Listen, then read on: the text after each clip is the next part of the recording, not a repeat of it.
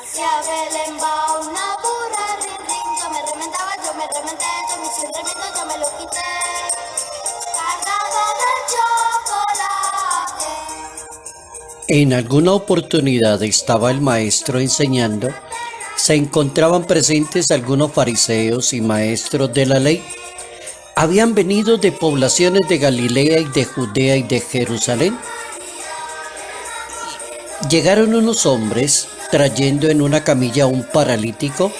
Trataron de introducirlo y colocarlo delante de Jesús, pero como no encontraron la manera de hacerlo a causa de tanta gente, subieron al techo, bajaron con la camilla y lo colocaron en el centro delante del maestro.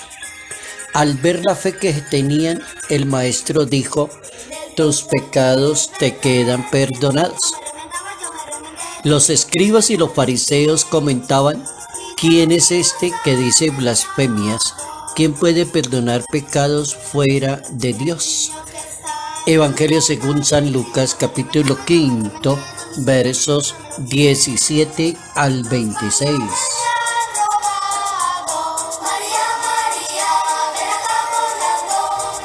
Jesucristo es el médico de las almas y de los cuerpos, que perdona los pecados al paralítico y le devuelve la salud al cuerpo. Notas amables a la palabra de Dios, lunes 6 de diciembre, año 2021. Curar y sanar es normal en Jesús de Nazaret. Es el objetivo, es la razón de ser, es la compasión, es la caridad, es la gracia y es la misericordia del Hijo de Dios para con la humanidad.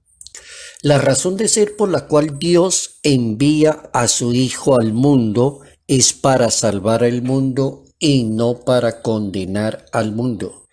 Y esa es la frase que creo yo que es base, fundamento y tiene su razón de ser, para decirle a la humanidad por qué hacen todo lo contrario con las personas, por qué hacen todo lo contrario con la vida, con la dignidad, con la intimidad de la gente, por qué nadie se preocupa por todas las personas que están abandonando países y naciones y se están refugiando en otras. El Papa Francisco, en una frase muy corta con su motivo de su visita a Chipre y a Grecia, decía el Papa: hace poco tiempo, 2 años atrás, hablaba con alguno de ustedes y hablábamos del problema de los migrantes, de los refugiados, y se trazaron unas líneas de trabajo y de acción, y hoy regreso 2 años después a visitar esta nación y sigue exactamente igual. ¿Cómo poner el Evangelio, la palabra de Dios, en la práctica de la vida, en la relación con los demás? ¿Cómo es que el Papa Francisco en una homilía en su casa Santa Marta dice: las curaciones, la enseñanza y las acciones de Jesús son un signo del perdón de Dios, de la gracia de Dios, de la misericordia de Dios? El Papa emérito Benedicto XVI, en febrero del año 2012, afirmaba la importancia de la Iglesia, que tiene algo que se llama los sacramentos de curación. Si Dios envió a su Hijo para sanar y para curar, y si a Jesús le presentan un paralítico y lo primero que se le ocurre pensar es: tus pecados están perdonados, levántate y ponte a caminar, le dio la solución que necesitaba el paralítico. Tus pecados están perdonados, levántate y ponte a caminar y vamos para adelante a hacer el bien. El Catecismo de la Iglesia Católica habla de los sacramentos de curación y debería ser así. Los sacramentos están para sanar a las personas, no para impedírselos a las personas, ni para complicárselos a las personas, dice el Papa. Jesucristo es el médico de las almas y los cuerpos, que perdonó los pecados, dice el Catecismo de la Iglesia Católica. Con la fuerza del Espíritu Santo provoca la salvación y la curación de las personas. Y esos sacramentos se llaman la penitencia y la unción de los enfermos. Numeral 1420 del Catecismo. Y habla de ellos dos, de la penitencia y de la unción de los enfermos. De la penitencia, porque es un sacramento muy conocido entre nosotros los católicos y sabemos que el que perdona los pecados se llama Dios. Entonces ahí no hay que entrar a discutir nada, que por qué un hombre pecador perdona pecados. Todas esas teorías bien antiguas que todos los años las repiten lo mismo, no tiene sentido, porque es que la base es Dios. El sacramento de la penitencia está basado en la gracia y en la misericordia de Dios. No es un invento de nosotros los seres humanos. Reciban el Espíritu Santo y a quienes les perdonen los pecados les van a quedar perdonados. Está allí contenido en la Sagrada Escritura, capítulo 20, Evangelio según San Juan, verso 22. Y ahí tenemos el primer sacramento de la sanación. Se trata de sanar, de darle la mano, de decirle al parálitico, ponte a caminar y ya estás perdonado. Ese primer sacramento de sanación, de curación, que se llama conversión, también se le llama conversión, porque es volver nuevamente por los caminos de Dios. Se le llama penitencia, porque es el arrepentimiento y la reparación del daño que se le hace a las demás personas. Si una persona se confiesa de sus pecados delante de Dios y es perdonada por un ministro de Dios, se compromete a reparar, a arrepentirse. También se llama confesión, porque es declarar propiamente con la voluntad propia de la persona las faltas que ha cometido. Se le llama sacramento del perdón porque precisamente es la absolución sacramental que concede el ministro, el presbítero, al penitente, que le regala el perdón y la paz. Y se denomina también reconciliación, porque es la manera como el pecador, la persona que tiene sus faltas, recibe el amor de Dios y se reconcilia con Dios, y es un llamado pronto a volver por los caminos de Dios. Y el segundo es la unción de los enfermos, que es fortaleza y esperanza de Dios. Y la iglesia recomienda tener mucho cuidado con los enfermos, de ayudar al enfermo, acompañar al enfermo, pero no exagerar como la sociedad lo ha venido haciendo a lo largo de la historia, con dos palabritas que son eutanasia y son distanasia, pero no enfocan a otra palabrita que se llama la ortotanasia. Tenemos el segundo sacramento de la sanación, que se llama la unción de los enfermos. La Biblia dice que los apóstoles salieron a predicar la conversión, ungían con aceite a los enfermos y los curaban. Capítulo 6, verso 13 del Evangelio según San Marcos. Y el Evangelio de Jesús propone el cuidado corporal y espiritual a los enfermos. Las curaciones que Jesús realiza y que quedaron escritas en el Evangelio significan el triunfo sobre el mal y la presencia del reino de Dios en medio de nosotros. Así que cuando se habla de un enfermo, la Biblia habla del hombre frente a la enfermedad y vive su enfermedad de cara a Dios y le ofrece a Dios el dolor, el sufrimiento.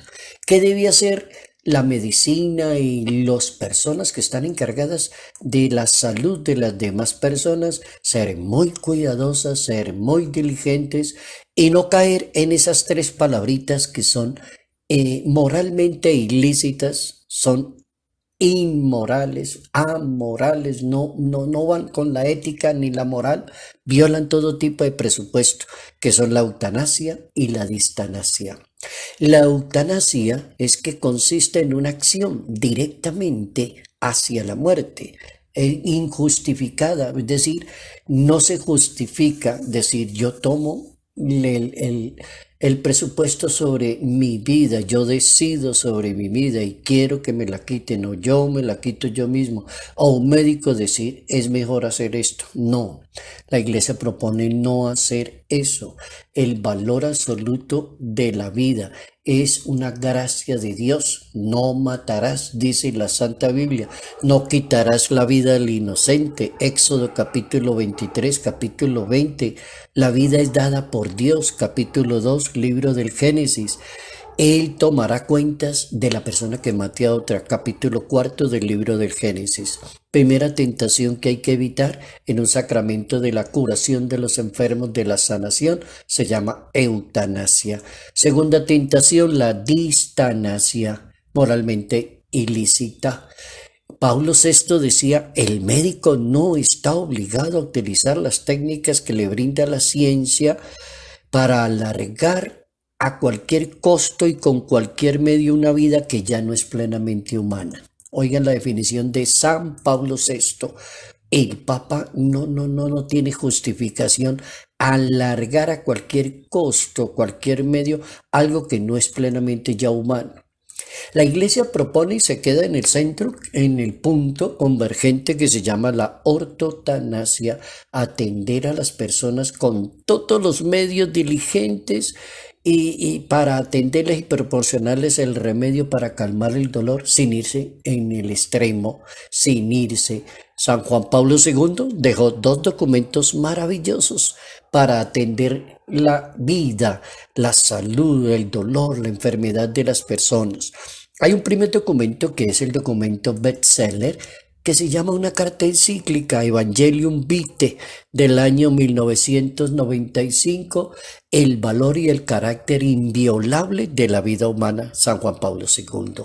La vida encuentra una situación bastante difícil, dice el Papa, antes de llegar al mundo y al moverse en el mundo hacia la eternidad.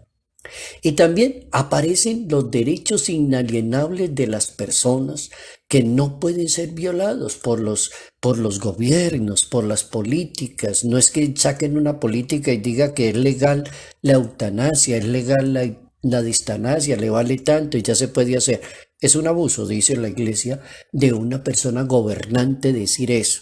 Y eso está en una instrucción de la Iglesia Católica que se llama Donum Vitae, el don de la vida. Es una instrucción sobre el respeto a la vida humana naciente y a la dignidad de la procreación. Año 1987, tiempo de San Juan Pablo II y firmada también por el cardenal Joseph Ratzinger, prefecto para la doctrina de la fe.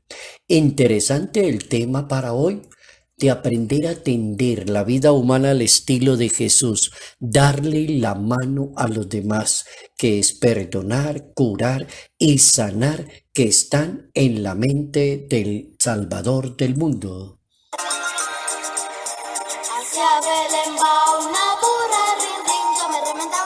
Salud, paz y bendición. Bendición en el nombre del Padre, del Hijo y del Espíritu Santo.